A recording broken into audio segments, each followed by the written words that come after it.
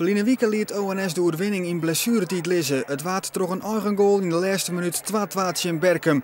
Tje Flevoboys gaat het een stuk beter. Na 20 minuten Sander van der Heijden behoort het oersjoch en Curti González van dichtbij 1-0 voor de Snitsers.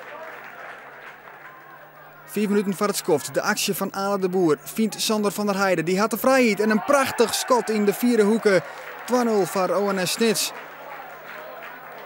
De ronen van het strafschopgebied krijgt er te veel ruimte. En Sander van der Heijden liet keeper Hessel Altenburg kansloos.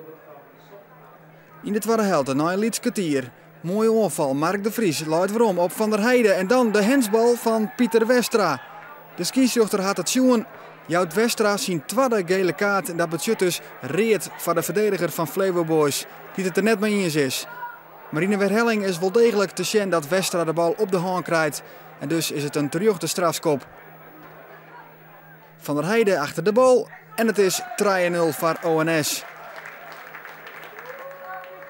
En het wordt nog slimmer voor de thuisploeg Flevoboys. Arjen Spaan, balverlies, wil het corrigeren. Jouwt een skop on Jacob Noordmans. Ook dat had de scheidsrechter zien een directe rode kaart.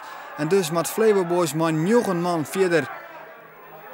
En dan is er voor Harden van zelfs geen begin noen. En heel net als je zo makkelijk de bal inlevert op het middenveld. Curti González, hij profiteert.